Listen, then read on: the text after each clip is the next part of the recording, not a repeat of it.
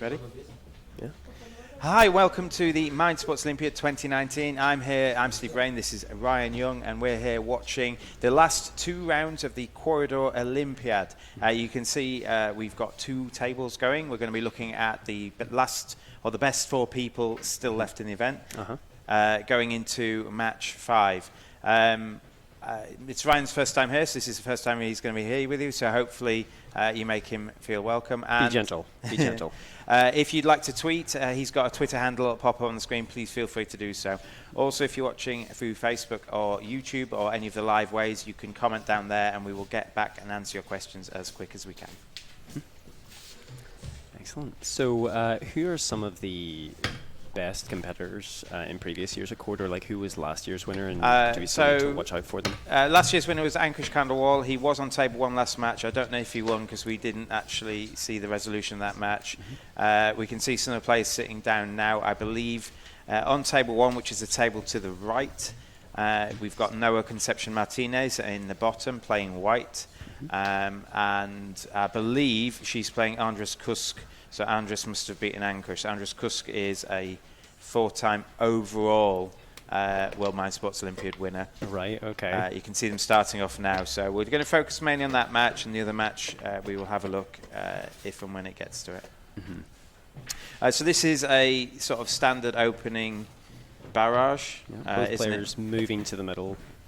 Noah's put a wall just to the side, blocking off potentially or separating the board in half.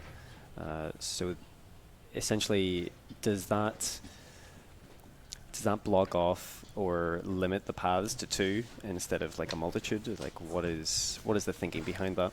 I think one of the ways you can kind of gain an advantage in Quoridor is you can't completely block off a route to the end. So if you kind of try and split it in 2 and then block one of those 2 off, and your opponent's in that half, they have to go a long way around to get back on track. So for those of you who haven't played Quoridor before or seen the rules, the aim of the game is to get your piece to the back row of your opponent's piece. On your turn, you've got 2 options, really simple. You can move your piece 1 space orthogonally, that means up, down, left or right. Or you can place one of your 10 walls. You've only got 10 to last you the whole game, and the walls obviously block movement. You can also jump over an opponent's piece. Yeah, if you're right next to your opponent's piece, you can't use your piece to block theirs. So if you're touching, you get to jump over. And generally, nearly always, you don't want to be the one moving next to your opponent because it gives them effectively like a double move. So you want to avoid that. You'll see it happening near the end when you've run out of walls and you've got no choice. But you don't want to be in that position usually.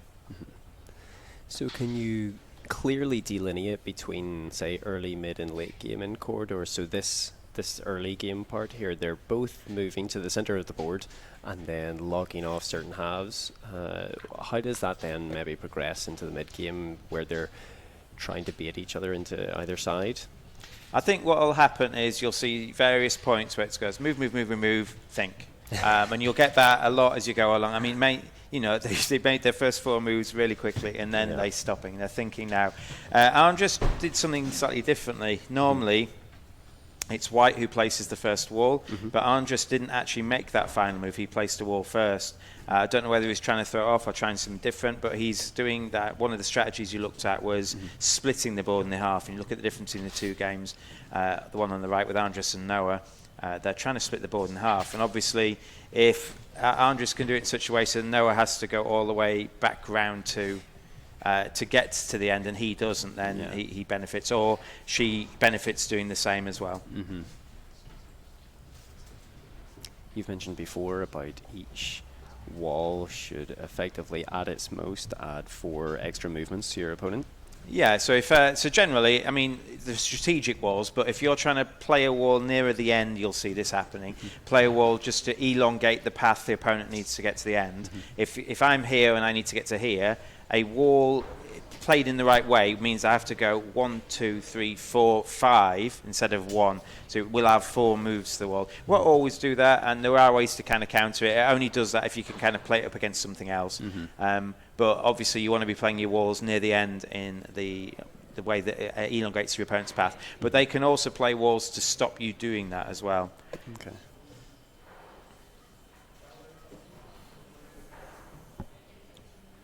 So one of the things with Quoridor, even though I've watched a lot of matches of it, it doesn't seem like there's a standard opening move. Apart from the bit where they go da-da-da-da-da, and move to the middle, there doesn't seem to be like the next 3 or 4 moves seem to be standard. It seems to be a lot of thinking. We've got the players down. Ankush Khandelwal on the left, playing table 2, and Victor Hernandez, one of the Spanish juniors. In fact, there's 2 Spanish juniors at the table now, Victor Hernandez and Noah Concepcion Martinez.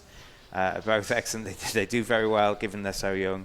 But yeah, so Ankush won this event last year. Andres Kusk came 3rd 3 years ago, so they're both quite good at this particular game. But it is quite hard to go undefeated for 6 matches at a game where the margins are so small. Especially if they're competing across several events in the PentaMind. Yeah. So the PentaMind that Ryan mentioned is the kind of the overall championships here. So every event gives you a score based on your position and the number of players in the event. The more players, the higher up you come, the higher score you get. And the PentaMind is the best 5 scores with some restrictions over the course of the 5 days. So at the end of this match, what we're going to do is have a look at the current PentaMind standings. We've 4 days into the event now. This is the 4th day. So you can clearly see some of the people with strong scores already near the top of that. If you want any more information about scores and results and standings, you can go to the MSO website.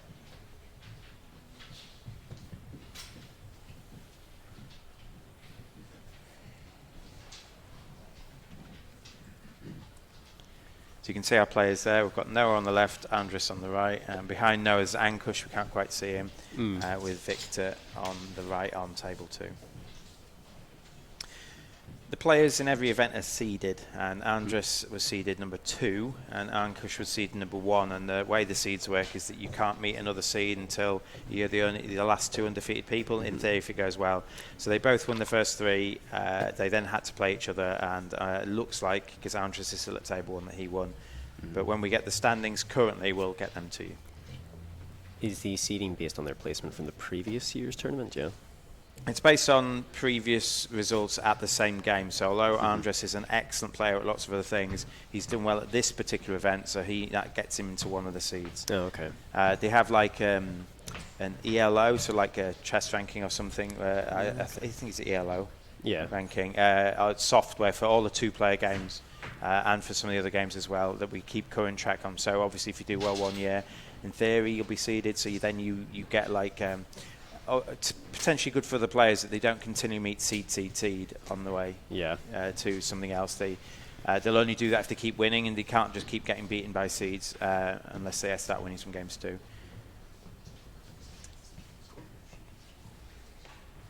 Also, I mean, I imagine that it's better to have the tougher matches later on in the tournament. Yeah. It's a Swiss, and the way Swiss works is that you'll only play someone on the same record. So if you win and they win, you might play each other. But if you win and they lose, you won't. Yeah. And so if you won and someone else won, and you're both the best 2 players there, if you play each other in round 2 of a 7 or 8 match tournament, it feels like a bit of a anticlimax. Yeah. So on Noah and Andres' board here, who do you think you can tell who's got an advantage here? Because on the right side of the board, both Andres and Noah can... Well, actually, for Noah, she can place a wall to block that path. On the right-hand side? Yeah. So you're talking about the wall that would start at H3, going horizontally. Yeah, but they could both do that. Yeah.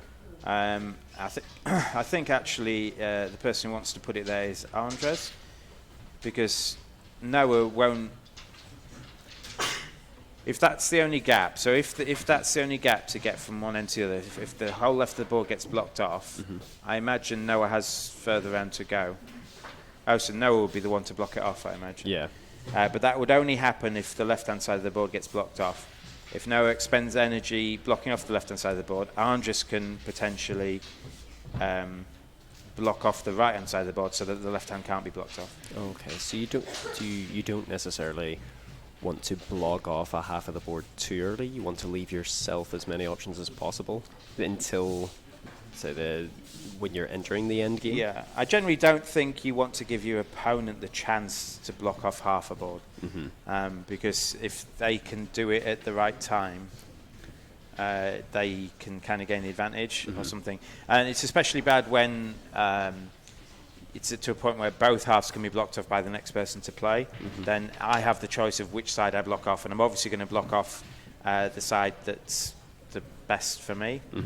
At heart, it's just a movement game. So basically, you are at any point in the game X number of spaces away from the edge. So, for example, currently Andres is 1, 2, 3, 4, 5, 6 away, and Noah is 1, 2, 3, 4, 5, 6 away as well. Okay. That's ignoring any jumps. So currently, in theory, they're both tied. They've both used 2 walls, so that game's currently a tie. Yeah. If you look at the game 2, it looks like Ankush has. So Victor left a gap in Ankush's defences, and Ankush has just kind of split that gap.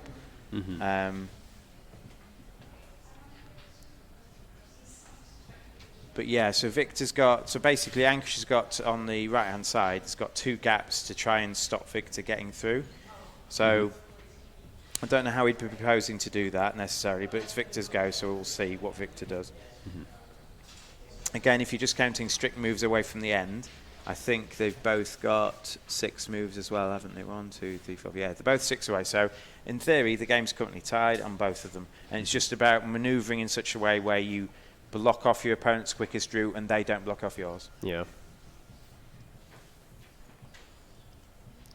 Do you think the game is more reactionary in terms of, well, my opponent has done this, and if I look a couple moves ahead, they could do these things? Or are you long-term planning this mid-game where you're like, well, I really want to go this left-hand side of the board, and I can manifest that, and I can make that happen in these ways?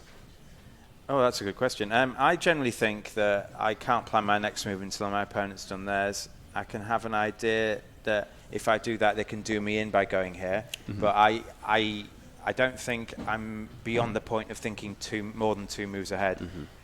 Yeah, I go there, they could go there, or there, in which case I'll go there, or there. And that's probably to the point where I think there were just too many permutations beyond that.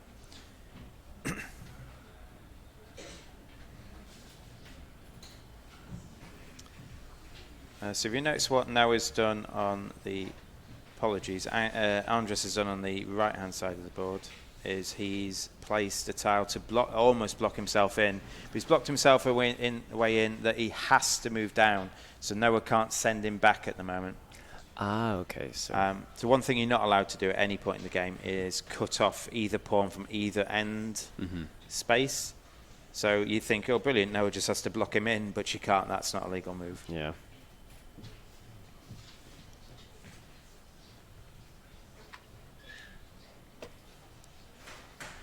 And on the left, Victor has placed a horizontal wall at C4, I believe it is. Unless my eyes deceive me. Yeah, correct, yeah. So C4, the one furthest to the left. The way we're doing the notation is we're going to say which way around the wall is going to be placed, and then we're going to give the bottom left square of the 4 squares touching it. So, for example, the one furthest to the left on Ankush and Victor's game, we would call that C4 because it's touching C4, D4, C5 and D5. And we think that's potentially the easiest way to kind of name a piece. That's interesting that he's placed that wall there, because it for a layman like myself, it looks as if there's boundless space to the right of the board for them to maneuver, and cutting yourself off to the left makes it seem as if, well, they're cutting off. Victor is who placed that is cutting off that route entirely. Yeah. So what could happen if Ankush blocks off the left-hand side of the board? Then Victor can just play a horizontal one on E4, and then Ankush would have to go all the way round to get out. Yes. Yeah.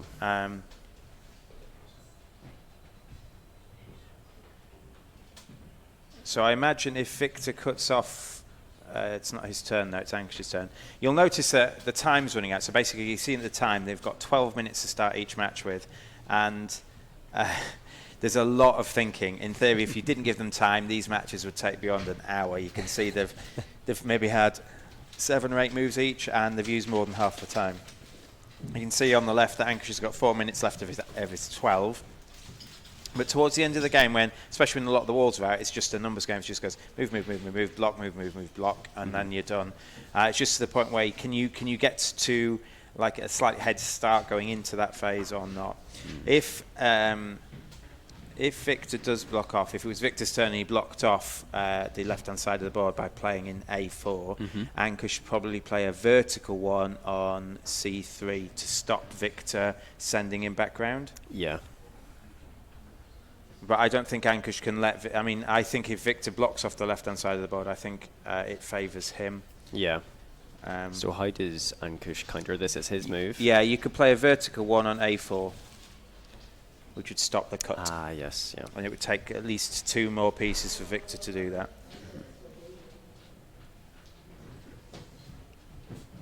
Both pawns are still in the middle of the board. It's a wall game at the minute. So this means that if Victor cuts off the end of the board, Ankush can at least move out of the trap or block himself by playing in C3 vertically.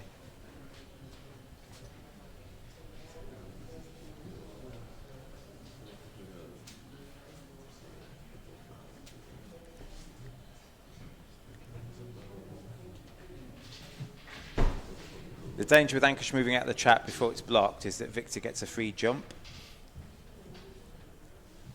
But Victor can't jump over him without Ankush then trapping him back. So I don't think that's going to happen. We'll see what he does. We're going to go back to our main game, table 1, where Andres and Noah are still playing. If we have the standings at this point, we're going to try and get them to you. So we'll get them as soon as you can, because I know Andres is undefeated. I imagine Noah is probably not. There are about, about 25, 30 people playing in this event. So you can see that the whole room, there's about 15 games going on. So there's loads more games going on behind it. And these are the people who are currently doing the best. Effectively, you'll get paired off against people on the same record as you. Is there ever a playoff game if there's several undefeated? So there will only be a playoff game if you haven't had time to do different rounds. So, for example, in a 16-player event, you only need 4 matches to get an outright winner. Okay. With the exception of draws. Obviously, if there's a draw on the way, you could have 2 people that won 3 and drew 1. So to get a gold medal in this, you need that playoff match. So basically, if it got to a point like we played Mensa Connections earlier in the week, there were 5 matches, there were 2 players, 5 victories, no defeats. They played off each other for the gold, but no one else played during that last match. That was just a player for the gold medal. In each event, there are 6 medals available. There is gold, silver, and bronze, and then there is a gold, a silver, and a bronze for the best juniors. There are slightly more strict restrictions. There needs to be at least 4 juniors in the event to hand out gold, silver, and bronze. If there aren't, the juniors need to finish in the top half. But as you can see, the juniors are pretty good themselves. They do that by virtue of their own skill. Can they receive a medal in both the senior and junior? They can, yeah. They could get. So, for example, if Noah came second, but the leading junior should get the junior gold and the regular silver.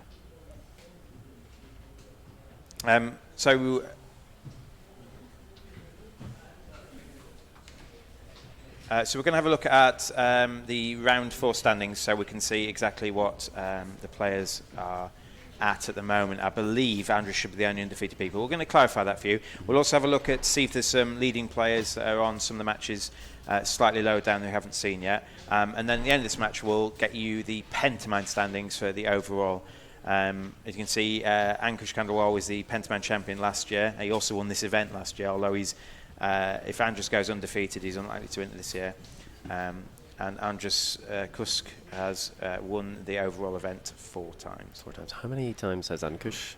He's won it twice. Once with a joint first with Andrus, and then once outright last year by himself. Okay.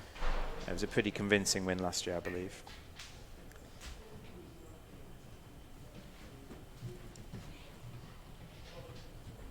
You can see the timer there. So Noah's got 1 minute 43 left and Andrus has got 4 minutes. If your timer runs out, you lose.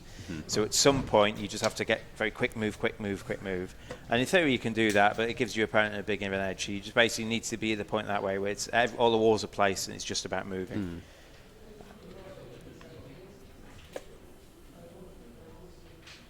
Andres can take his time here, obviously. Noah's really burned through hers. Yeah.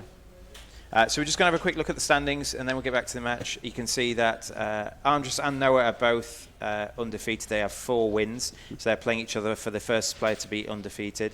You can see there are 6 players who have won 3 games. Ankush Kandwal. David Pearce is a leading medal winner. He received his 50th gold medal yesterday. Victor is a player playing Ankush. Martin Herbermagi is, I believe, up there on the PentaMind standings. He came 2nd overall last year.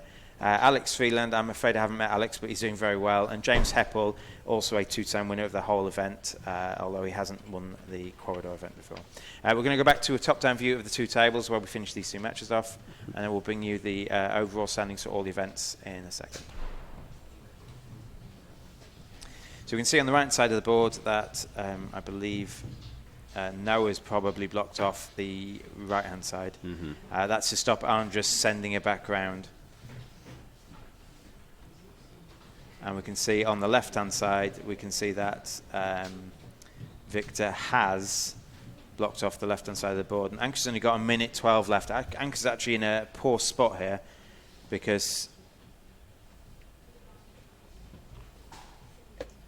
he can block off the path behind him if he needs to. But we've only got 58 seconds left. They've both got 4 walls left. I wonder if Ankush should just move 1 space forward, and if Victor jumps him, he can block off the path behind him. No, because to make Victor waste a move. Because there's no wall behind Ankush's piece, Victor can't jump to the side diagonally. Correct, yeah. So you get a free jump, and if there's a space behind the opposing pawn, you get land there. If there's a wall, you do like an L jump instead.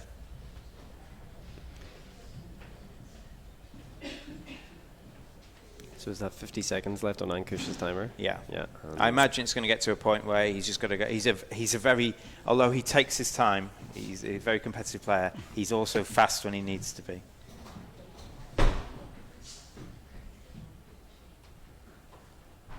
I think Andres has got the edge. I think Andres, if Andres plays if Andres plays there, Noah's got such a longer journey now. So Andres has still got 1, 2, 3, 4, 5, 6, 7 to get out. Noah's got, in fact, Noah's conceded.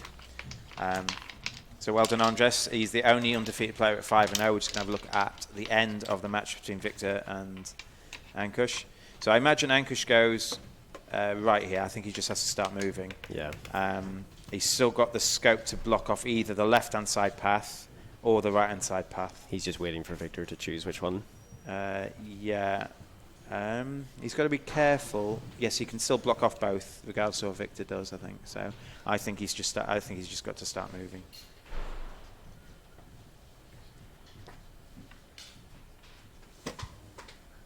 Oh, so he's done that there to stop Victor pushing Ankush back down. So if Ankush started moving to the top of those 2 paths, Victor could block the top one and Ankush would have to go back. Maybe another 4 or 5 would have added to him if Victor quite a few. So that's decent.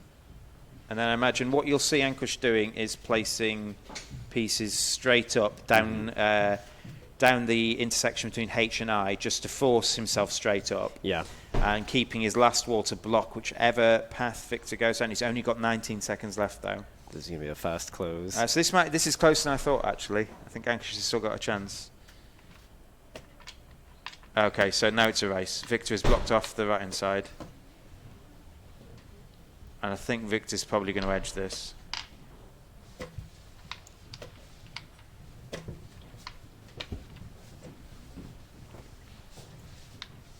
Because Victor can still block Ankush's path if he's not going to win. But I think he's going to win. He's going to win, yeah. By 1 move. Wow. So but he had some in the bank. He had 2 walls that he could have moved Ankush out of the way, and Ankush couldn't have done that. Not left long in the clock on that one. So well done to Victor, who goes on to 4 wins, 1 defeat. Noah's still on 4 wins, 1 defeat. Andres is undefeated, and Ankush is now on 3 and 2. We're going to have a look at the standings going to the last match when we can, but we're now going to move to the overall PentaMind standings. So does this make sense to you? Yeah. Vaguely, yes. Etan was talking to me about the formula involved, and I was nodding, yes, I understand. The format itself is really complicated. Etanifeld is the kind of the main organizer here. He plays as well. He's a very nice man. So come down, meet him, meet us if you're in London. But basically what this is the PentaMind, which is the best 5 scores you've got over a range of events. Some of those events have to be double session events, which are some of the events have to be premium events. They're the ones with the asterisk next to them. So for you to have a valid score, you need 2 events with an asterisk next to them. And the way it works is that the more players enter the event and the better you do, the highest score you get. If it's a premium event, which are the ones with the asterisks, they can potentially go up to like 105, 106 points based on number of entries. If it's not, they kind of get capped off. They don't quite reach 100. So like a score of 98, 99 would be good. What are some of the highest totals that you have seen in the PentaMind? The first time they did the premium ones was last year, which allowed someone to get over 500 for the first time. So 500, just over 500 is what Ankush got last time, which is going some. You pretty much he won at least 5 events to do that. So he did very well. You can see, I mean, any score like above 480, 475 is 95 a time. And you're in contention. Yeah, you're in contention. So anywhere over 480, I imagine, from previous years. Although potentially there's no runaway leader this year. You can see that Andres is doing pretty well, but he's only actually got 3 good scores. So you'll notice that he's got 2 scores. I think the ACOC is the Acquire Tournament, and the PO5C is the Pot Limit Omaha 5 or Pot Limit 5 card draw or something like that. Andres won Boku yesterday, which is his best score, and he came 4th, it's like 5th or 6th in Settlers of Catan. That's the SEOC one. You can see some of the names there. George Romet Tomkin, Estonian. Martin Herbermargi, also Estonian. Andres Kusk at the top. He's Estonian. Kuno Kolk, he's Estonian. But Charlotte Levy is the top English performer, so well done, Charlotte. Matthew Hathwell. Matthew Hathwell has actually placed in the top 3 overall before, so Matthew's doing pretty well. I think he came 2nd in 2014, so well done to Matthew. James Heppel, 2-time winner. Mark Tastay, he came 2nd at Quoridor last year, so maybe we'll see him, although he's not currently doing so great. And our leading junior right at the bottom is Marcus Ickler. He's Estonian. Popular event for Estonians. I think some of the events they're strongest at have been already this week, so they're not necessarily... I mean, these players are good at all things, but like some of the events they dominate, like Boku was... I played in Boku. I beat someone, lost to an Estonian, beat someone, lost to an Estonian. So they're very good at that. They're very good at their like two-player abstract games. So Boku's and Gomoku, I think, which is like a 5-in-a-row game.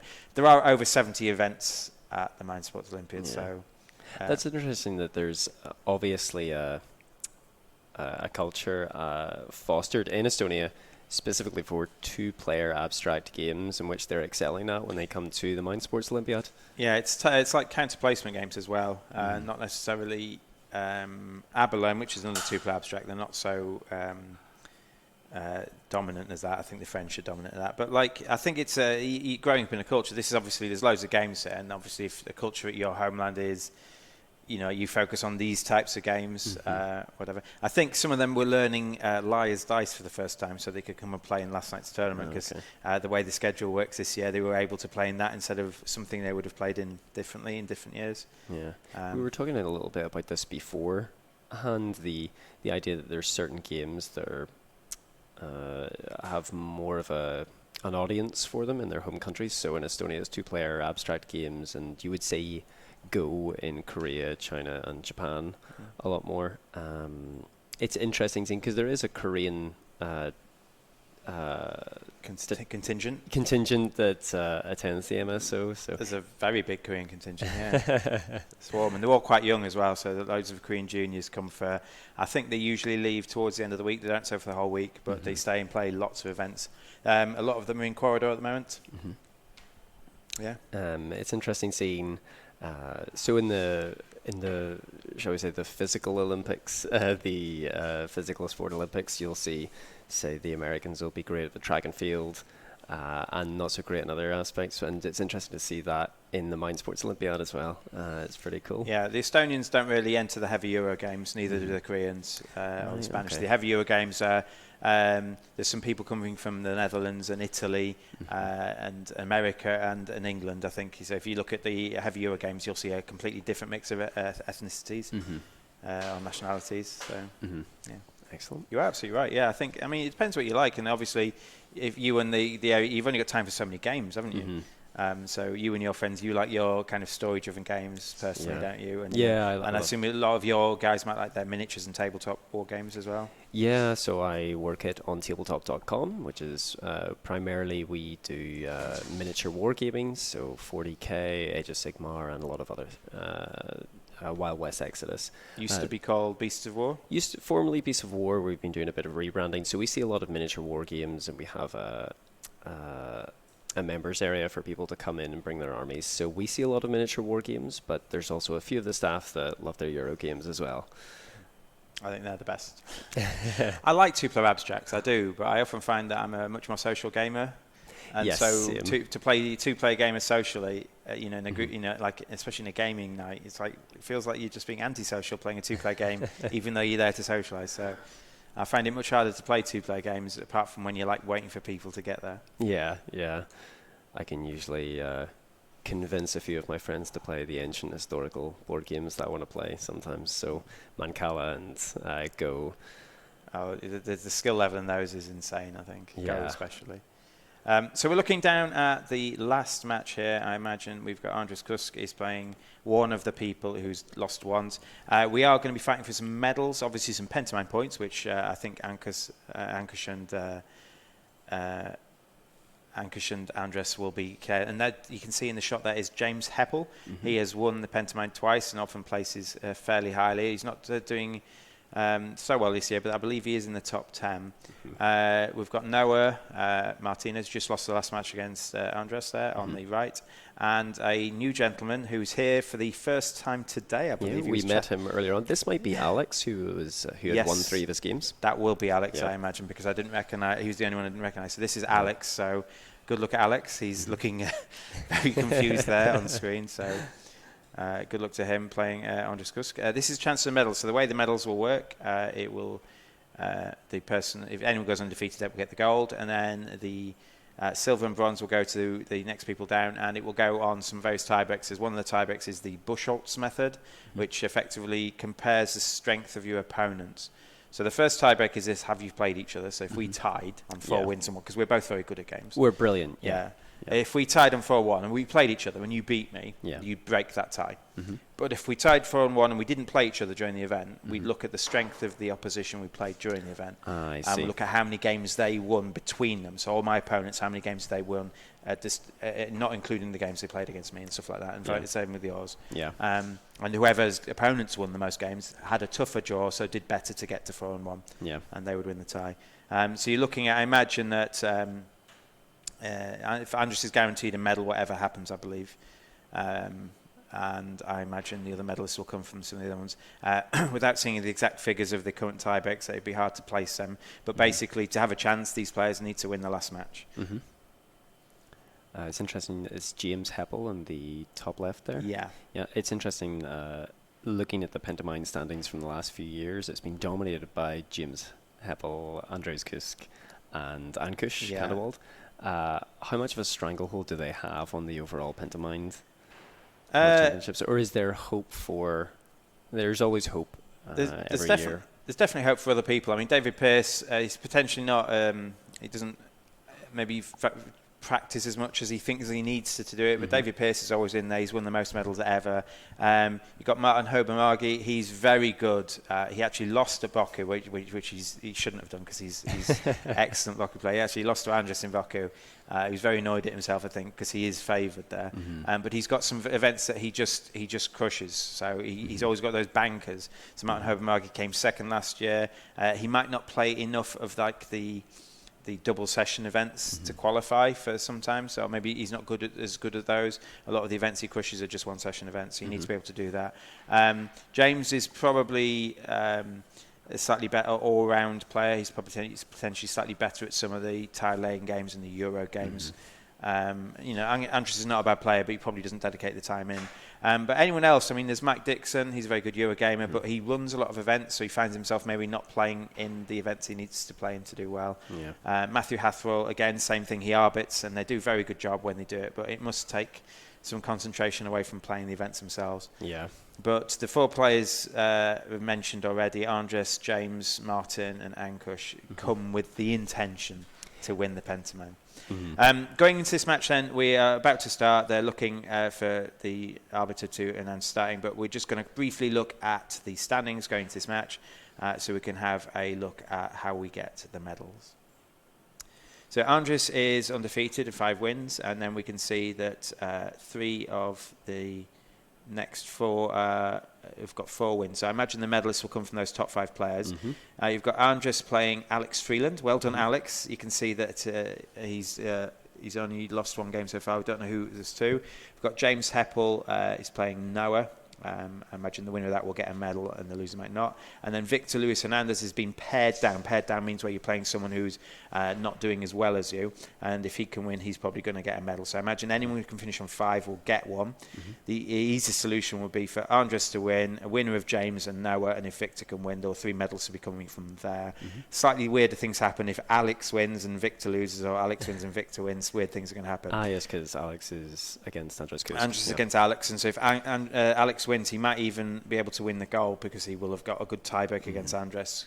But that'll be 3 people on 5, and there'll be like a 3-way tiebreak. So he's done brilliantly in his first year at the competition. Absolutely, you can see the tie breaks on the last 3 columns there. So the M Buchholz, the Buchholz, and the progress. I don't know what the last one is, but I believe the tie breaks are in the order they're going to be used. So the first tie break is usually head to head, and then the Buchholz, which is how many wins your opponents have got. So you can look at Ankush. His opponents have 11 wins. He's obviously lost to Andres, and then lost to Victor. So that's 9 of the 11 wins he's lost to there. So you can see his tiebreak's very good, but you probably won't be able to medal because there are too many players ahead of him at the moment. We're going to go back to top-down view. I'm going to leave you with Ryan briefly while you go and find out exactly how the medals are going to be awarded, so we can give that information to you rather than not being sure towards the end of the event. So I'll leave that with you, Ryan, if you can let me go for a sec, if that's okay. Yep. Cheers.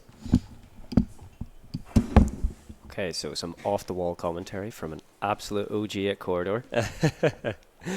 So we're just waiting for them to start. We'll be able to know when they start because they'll just move into the centre, I imagine.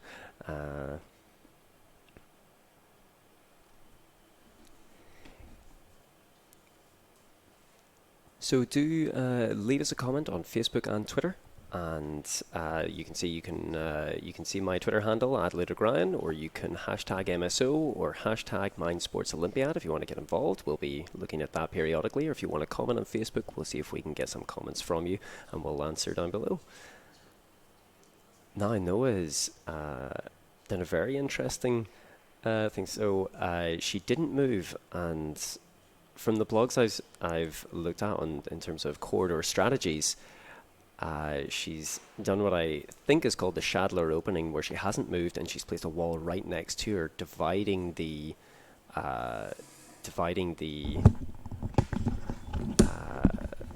board in half. However, she's just been completely blocked in, and she's going to have to move back and around, which is fascinating.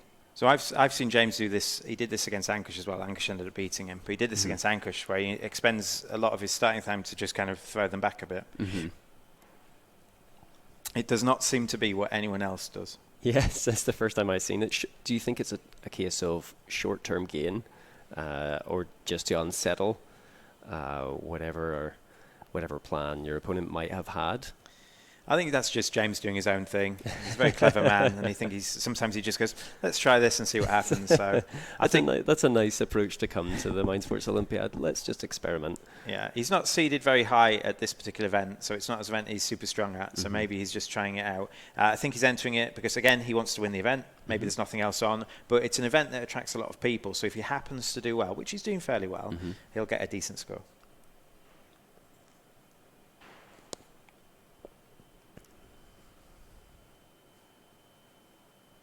If you like the commentary and want to see different games, we've got a whole host of games going on. We've got on tomorrow, we've got Abalone. No, apologies. We've got Abalone later today, and then Backgammon Placato, which is a slight variant on backgammon. If you want to look at that, have a look at that. We will go through the slight differences at the start. But if you're a backgammon player and want to see something slightly different, That should be interesting this evening.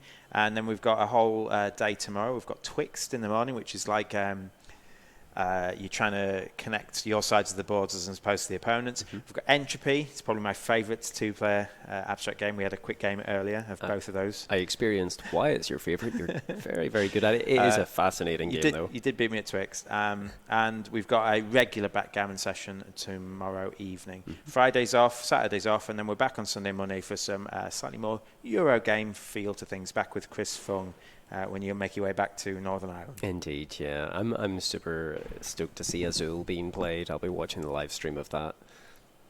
Azul Game of the Year 2018, was it? 2018 Spiel des Jahres winner, yeah. All right, so we can see a slight difference in strategies on the left there with James and Noah. I think this is particularly James's doing. Noah had moved off to the left of the board at the back line there on row 1, and now James has just blocked her in from moving again. It's a very aggressive play style. So is James, if you were James then, it's James's turn, what would you do? I feel like I'd move, well, no, because if I moved forward, Noah could block me off quite easily. Yeah, by playing in F6 vertically. I'd move to the left and try and bait out either a wall placement from Noah or just another movement, because James is at the center of the board. He's got a lot of control over proceedings, so he can go wherever he really wants, whether it's left or right. So I'd move to the left, I think, just to see what Noah does. Yeah, it's different, because you might think, well, why don't you just move forward? But if you move forward, Noah can play an F6, and then you'd have to spend like an extra move or two moves to go back to where you'd like to be. Yeah. Because I imagine at some point James is going to block off the top left. I imagine James is going to play horizontally at A8, which will force Noah to go all the way to the right. But then Noah can equally force James back down again. If James does that, then Noah can force James back down and round. But I still think that if that happens, James will be ahead on spaces. Yeah. Do you think James observably has the advantage here because Noah's still in her back line? Yeah, I think it's the advantage because it's slightly close. I think if those two things happen, that James will be closer to the end and Noah will be. They'll be sharing the same route. So maybe he's deciding to do that now.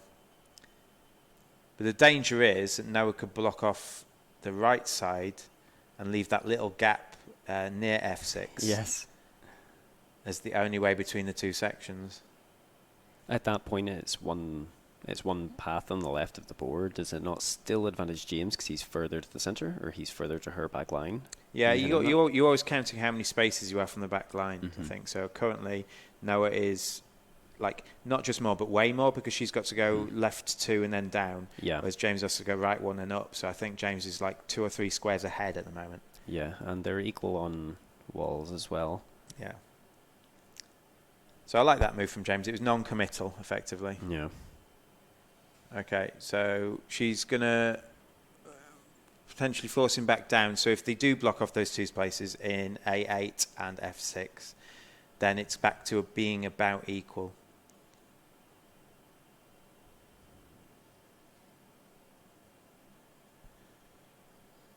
I asked earlier a little bit about resource management in terms of that. Would you really class Quoridor as resource management because you have walls and you're deciding when to play them, or is it more a case of special organisation?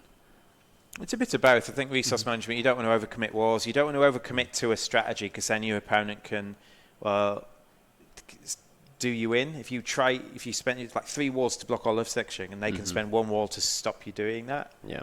Then you've wasted lots of resources. If you run out of walls too quickly as well, you can find yourself losing because your opponent, becomes a race and they might be ahead in that race, but if they've got 3 walls left and they can extend your race and you haven't got anything to do to slow them down, then you're going to lose. Yeah. So we're looking at Alex Freeland and Andres Kusk. I think it's the first time Alex played the game, is it?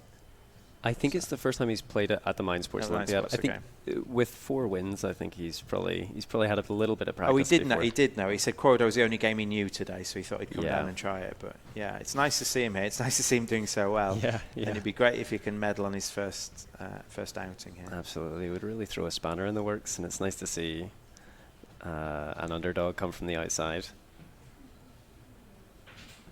Don't most underdogs come from the outside? Sometimes they can be dark horses. True. So I think Alex has to play horizontally on H6 now to stop him being sent back round. Andrews can't do it yet, but I imagine it's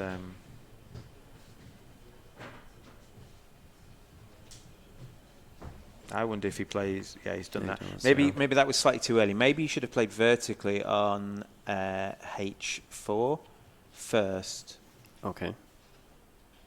Because then that would force him down if he got out. Yeah. And if Andrus decided to go the other way, you could potentially block off that half the board and force Andrus the long way around to go up. Mm-hmm. So maybe that was a bit too early because Andrus couldn't actually stop him going down then. In this case for Alex now, he's got 1 corridor to move in, so does he, in his next moves, does he move along that and wait to see what Andres does? I think so, yeah. The other possibilities before you start moving is you might want to put a wall down to stop Andres making your route longer. So if you've still got that option, because Andres is never going to go to the right. Any walls you play to the right-hand side of the board, the bottom right corner, need to improve your route.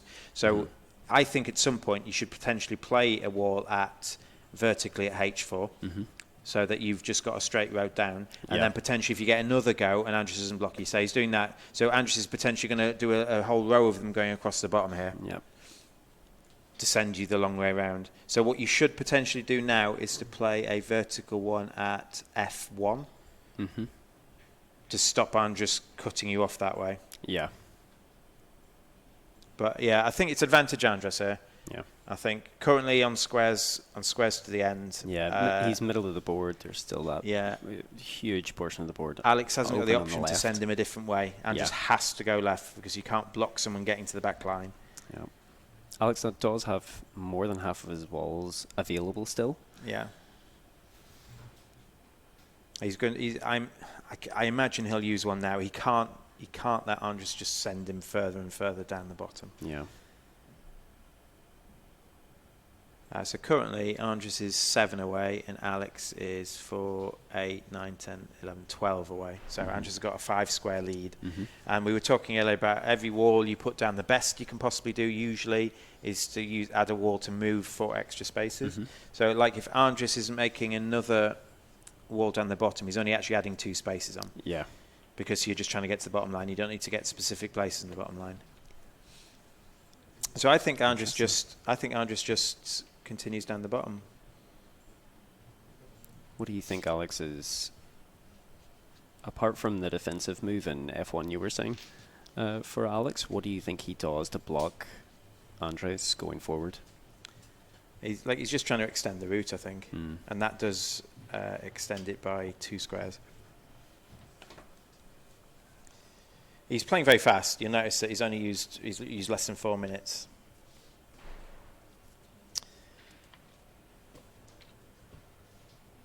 He doesn't look that phased, does he? No, I think he's enjoying himself. You will see if you're here for the whole week or here for a few days. You'll see this pose from Andrew. That's just his thinking pose. It seems to be a default position for a lot of the competitors here. Yeah. If we can have a top-down view, please, so we can have a look at table 2. We can have a look at James and Noah. So the bottom right is out of bounds. There's no one's going to go in there, which means that James and Noah both have to go through the very small gap at the top left because that cannot be blocked anymore. Yep. So if we're just counting squares, it's Noah's 10 away, I think. And James is 1, 2, 3, 4, 5, 6, 7, 8, 9, 10, 11. I think Noah's got the edge currently on number of squares only. So for Noah going forward, would she use her walls to...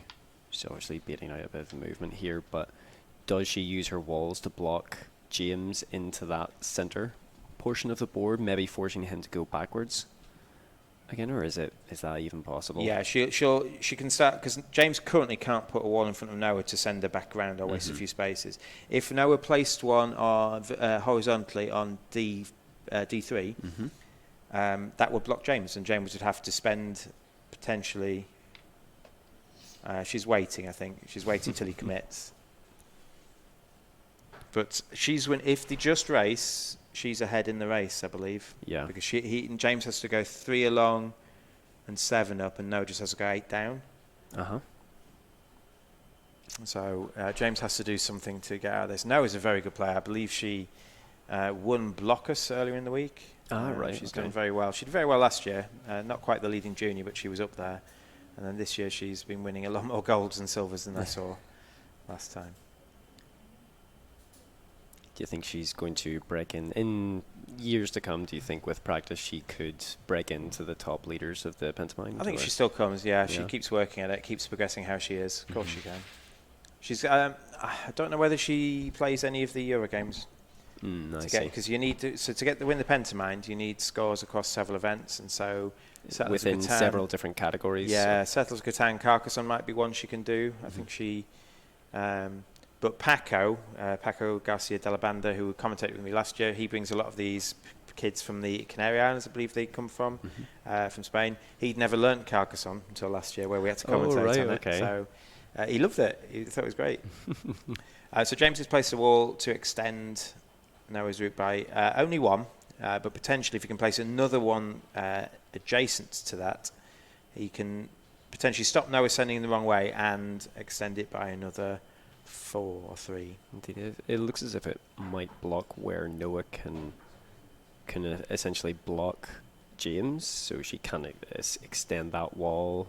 He's going to be able to go forward. He would want to extend that because if he can do a wall horizontally touching that one, he just has to move forward. It doesn't stop him, but it slows Noah down. Yep. I imagine whose turn is it? It is Noah's turn. Yeah. If it was James's turn, Noah could then just play one just above where James is and kind of fight the other way. Yes, yeah. And then they'd have a zigzag, and they both have to go down the same zigzag. And again, Noah's winning currently, so that should benefit Noah. We're looking at Andres and Alex. Now, Andres has only got 1:04 left. So he thought about it for a long time. He took it down to the wire last time. Yeah, but he does that. That's his strategy, I think. Yeah. He's going to do that, and then he's going to race. He moves fast when he needs to. Honest. Alex is still in that little enclave. And Andres has placed. You can see at the bottom that Alex, to get out, he has to go right 4, down 5, left 5, and down 1. And that's with Andres still having lots of walls left. Yeah. I wonder the danger now. No, that's not really danger. I wonder if Alex should play a vertical one at D1 to stop Andres cutting him off all the way down the bottom. That's what I thought, yeah.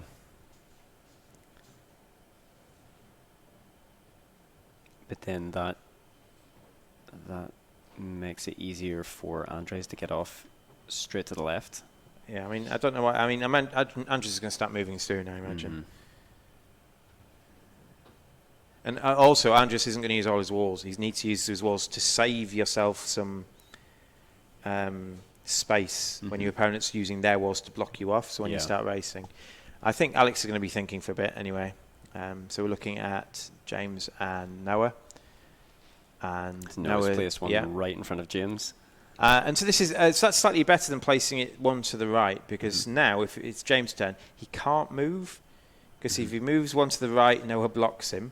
Yes. And if he moves one to the left, Noah puts another one there. Yeah. So you would think that the advantage would be for James to move to the left, because if Noah blocks him that way, it means that she has to move more to the right to go down.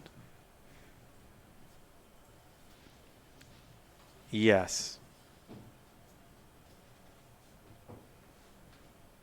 Yeah. I think moving to the right is just wrong.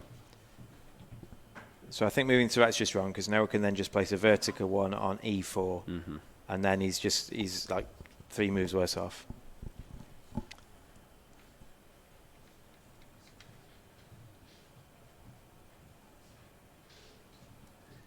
So it is James's turn.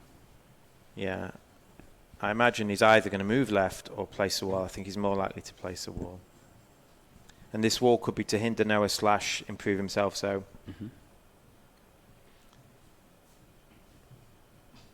I wonder if the wall could actually be a horizontal one on e4.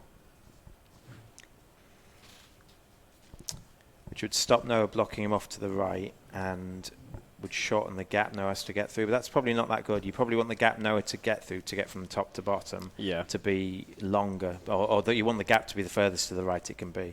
Yeah, whereas if the C is blocked... Oh, that's interesting. So it's in the middle of...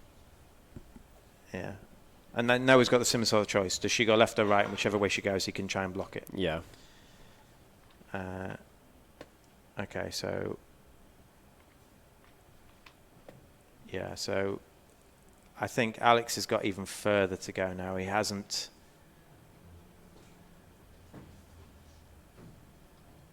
Yeah, so if we're just counting squares again, it's 4 plus 8 is 12 for Andres, and it's 4... 6, 8, 9, 10, 11, 12, 13, 14, 15, 16, 17. So Andres is 5 squares ahead, I think. And then there's not so much he can place to hinder Alex anymore. No, I don't think so. I think Alex is... he can still place one on I4 vertically. Yeah. He can still place one on I4 vertically.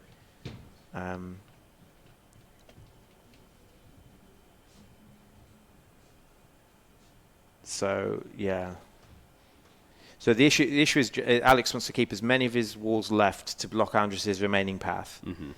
But Andres can just extend Alex's route by several squares by placing vertically at I4. Yeah.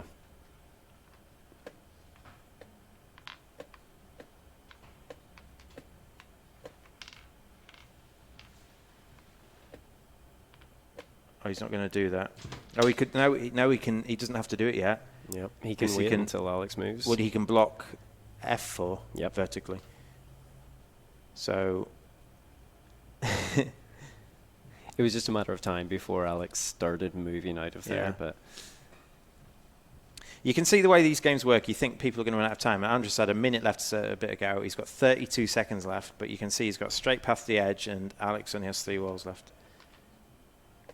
Okay, so that's going to stop Andres blocking Alex anymore. So Alex has like 12 moves left to get out, and Andres has got 6 now. So Alex's 2 remaining walls have got to do some pretty serious work here. And I think he has to do them before Andres gets too close to the edge. I think there's very little you can do because Andres still has 2 walls. He has to build out from the edge of the board on the left or the existing walls to do anything. Yeah, but I don't think he's got enough walls to hinder him too much, to be honest. So I think Andres has won that. So let's focus our attention on the slightly closer game where Noah's actually ticking down from 55 seconds downwards. Oh yeah, James has 2 minutes left, is that? 2 minutes left. I think Noah's still, if we count some squares, I don't know who's got the advantage. It depends. James has got an issue. He still can't go left. He still can't go right. Yeah, Noah has 1 more wall. So you've got 3 more. I think Alex might have conceded there, yeah. So our gold medalist guaranteed with no tiebreaks involved is Andres Kusk. He's not won this event before, but he has placed highly before. He came 3rd 3 years ago, so well done to Andres. He improves his PentaMind score. This should probably replace one of the 2 low scores we saw earlier. It probably should be another score in the 90s because it isn't a premium event, but there were a lot of players, about 30 players entered the event, so well done to Andres. Another event he's won. He snuck Baku yesterday, and he won Trench as well. Now, Trench is an event he often wins, so he's doing well. He's got 4 good scores out of 5, so I imagine he's taking a pretty significant lead in the overall standings, but we're only halfway through. Yeah. as you said, there's quite a lot of players in Quoridor. There's maybe 20 to 30. Yeah, Yeah. somewhere like that. I think there was like, maybe not quite 15 games going concurrently. Mm-hmm. I think James is in a difficult spot because anything he does to make. Yeah, so this is the problem is, so now we can go right. Yeah, I think Noah's won this now. I think so. James will concede shortly. I'm not sure that there's much he can do to extend the route because anything he does to extend the route will extend his own. Exactly. Noah can still extend his own on his back line there. I think the wall at Noah Place, leaving the gap between on column E, was fantastic. All right, but she's still got 2 walls left. I think she should just start moving, to be honest. Yeah, there's no advice because it's one path that they're both. She's only got 30 seconds left as well. This is going to be close.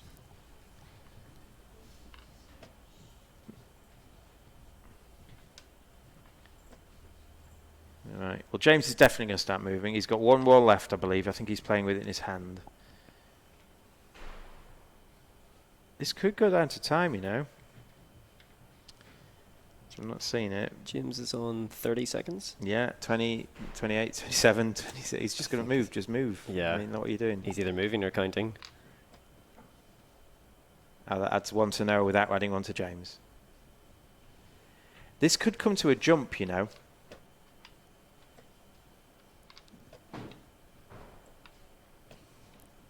If one gets to jump before the other. Oh, yeah, okay. Oh, no, I think Noah's got this because I think Noah's still got 1 more left. Yeah, so if James moves, yeah, he gets a jump. James moves. She's going to put. Noah has a wall. Yeah. Doesn't matter where she put it. So yeah, go. You said waste a turn. Yeah, I think she's won. Yep. The way the time works, it always. Well done to Noah. So Noah receives another medal. If we find out the result of Victor's match, if Victor wins, he will get the 3rd medal, and Noah and Victor will have a tiebreak to see who wins which version of medal. But that's an excellent performance from Noah. A very tight game there. That's it. Noah's on now 5 wins. 5 wins, yeah. Alex didn't make 5 wins, but Victor can still make 5 wins because he was on 4 going into that match as well. Yeah. So we're going to get those medalists for you as soon as we can. We're going to have a potential medal ceremony, and I'm going to try and get an interview with Andres Kusk potentially. We're going to bring him in here after he's received his medal, have a brief chat with him to see how he's going in the PentaMind and how the standings are going. So I'm going to try and find out for you the medals there, and while I'm away, Ryan's just going to tell you what we've got coming up the next 2 days with myself and Ryan. Indeed. That's okay. So, coming up after Quoridor, we have Avalon, a French game, popular with French players. And then later on, we have Backgammon Placado. So that's a Greek variant of backgammon where all pieces start on the one line at the home base, and then you have to get them all around. Tomorrow, you can expect Twixt with myself and Steve. And then we also have backgammon later on in the day, and in the middle of the day we have, if I can check my notes, we have Entropy. So we have one of Steve's favourite games, which he roundly and soundly beat me at earlier on today as he was showing me. Entropy, a very fascinating game where you're playing as order and chaos and you take a turn about. So that's what we have coming up. We also have if you want to get involved on Facebook on our live stream, you can comment down below. Let us know what you think of Quoridor, what you think of the competitors, and what would you have done differently in some of those games. Let us know your strategies as well. If you want to tweet at us, you can tweet at Ludic Ryan, myself, or you can tweet with the hashtags MSO or hashtag MindSportsOlympiad. You can also just have MindSportsOlympiad in the text of your tweet, and we will be able to see it. So Steve is just still looking for some of the medal winners and who particularly might have won, if Victor has maybe made it onto the podium or whether we might have any playoffs, and then he'll come right back.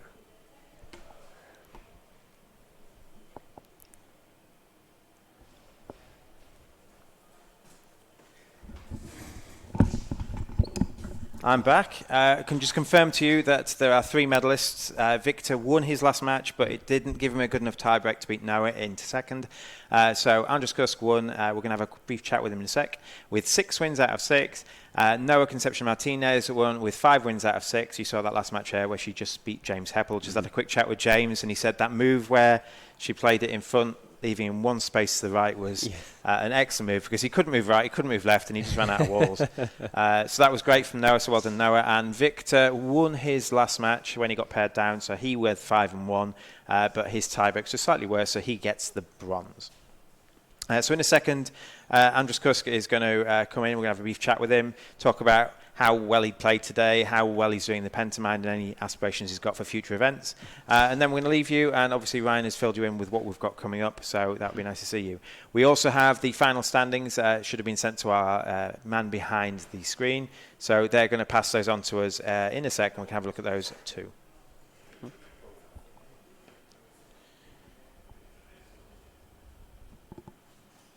Is that from Etten, is it?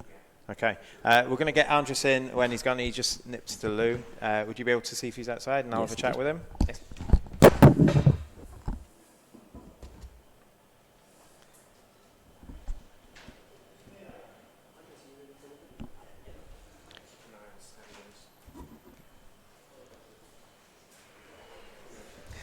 Yeah, take your seat. Hi, Andrus. How you doing? Hi, thanks. Thank you. Yeah, just pop that on. We can have a chat. So yeah, we saw 3 of your games. We saw the last the game against Ankush. Are you okay? Yeah. We saw the last of the game against Ankush briefly, where you won that, and then we saw the full 2 games that you had after that against. You had one against Noah, which was a tight game, and then one against Alex, which is his first ever event today. So he did very well, didn't he? Oh yeah, did he come specially for the Quoridor? He's come for chess, but he thought he'd enter a few other events as well, and he said the only one he knew today was Quoridor, so he thought, hey, he'll give that a go, and he did very well to get to the point to play you. Yeah, I mean, he really played well. I think I might have been lost at some point, so he really played well. He surprised me in the opening, so I was struggling a lot, and I mean, I was also super nervous during the last game for some reason. It matters, doesn't it? Because you care about the PentaMind quite a lot, and so obviously being undefeated and the only undefeated player gets you a better score. Yes, this victory was really important to me, because I think I absolutely needed to win this one in order to have chances against Ankush for the overall gold. Because even though I think I was officially leading in the today morning, in reality, he had a way better position, because he already had 2 huge scores, over 100 points, and while my best score was only 95. Okay. So I think I absolutely needed to win Quoridor in order to come back. And this will be mid-90s as well, will it? About roughly? About 95 as well for this one, winning this? Quoridor, you mean? Yeah. No, it should be over 100, because it's a Premier. Oh, it's a Premier event. Okay, I brilliant. think so. Excellent. So well done. Which was your toughest match of the day then? Which was the one you thought you had the most difficulty with? The toughest one was the last one. Probably mostly because for some reason I was so nervous. I don't remember being so nervous for a couple of years, maybe even for the first 5 rounds everything went smoothly and I didn't feel any pressure at all. But during the last game I just somehow felt that all the pressure is on me, and so I just became so nervous. And then he came up with this nice opening idea, which I had really never saw before. So I was afraid that it is some kind of a prep or something, but if you say that he's not really a Quoridor player, then knew the game. He definitely did, but I think he's more of a chess player. Having talked to him earlier, he popped in first day here. Alex, if you're watching, you made this man very nervous, and that is something not many people do. So well done. So we've got a few more events coming up the next few days. What's the event you're most looking forward to? The 2 most important events for me are Entropy tomorrow and Lines of Action on the next day. So because they're both Premier events, and they're both events you've won before. Is that right? Yes, and they are also long sessions. I also need at least 1 more long session, because my best long session is also Catan. Was that? Catan. It is quite fine, but second best is not nearly as good as it should be. So you need at least 1 more good long session event. I think I need at least one more, maybe even 2. I'm not sure whether 95 points is even any good if I want to have a chance for a gold. Okay, brilliant. So entropy and lines of action for sure are the most important games for me. But maybe also Texas Hold'em is kind of an outside chance if everything else. Well, given I couldn't tell you were nervous, you've definitely got a good poker face. So I hope, I hope you do very well in that. That's great. That's good. So if you're interested in coming down to play Ankush, Andrus, apologies, any of those games, we have lots more games this week. We have 70 games total. We've got about 40 more to play. Schedule's on the website. Andrus, keep in touch. The PentaMind standing is that he's leading at the moment. He should go further into lead with that score there. But if you're interested in looking at how people do it over the week, please keep looking at those. You do get refreshed daily. Andrus, thanks very much for joining me. Thank you. Cheers. And if you've been watching at home, we are back again this afternoon about 2:30. We're getting Noah. Well, apologies. I've just been told we're getting another interview. We're going to get Noah. Hopefully we're going to get Noah. So we're going to see if we can get Noah. She's coming in now. Hi, Noah. Hi. How you doing? Well done. Thank you. If you pop that on.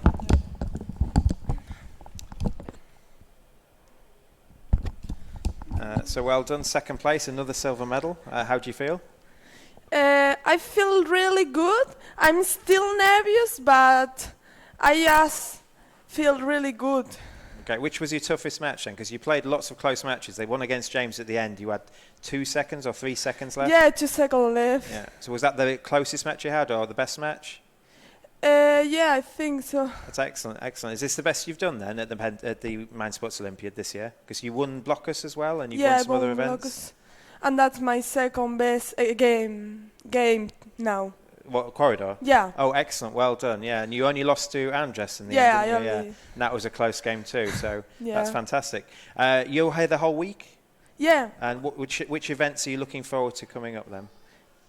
Low Cities, Carcassonne, and Ticket to Ride. Ticket to Ride. Carcassonne, did you play that last year with Paco? Yeah, I did. Oh, excellent. Which one do you think you're more likely to win then? I think Low Cities. Lost Cities. Yeah. So Lost Cities is a 2-player card game. Is that the one? Yeah. Excellent. Yeah, I do like Lost Cities. Lost Cities is good. And are you fighting for the junior PentaMind and the women's PentaMind? Yeah. Both of those? Yeah. Which one do you think you're going to win? I think the woman PentaMind. Think you're going to win the women's PentaMind? Well, I think you're currently leading at the moment, are you? The leading woman? Are you the leading Yeah. woman? Excellent. So, again, if you're interested in following at home, there are standings on the website. Noah is currently the leading woman, and she's looking to win several more events, or at least medal in them. Yeah. Thank you very much, Noah. Thanks Thank for joining you. me. Cheers. Okay, we're going to join you again later this evening. We've got Abalone with myself and Ryan about 2:30, so we've got about an hour's break or so, an hour and a bit, and we'll see you there. If you've got any questions, please comment on any of our live streams and we'll try and get back to you. Bye.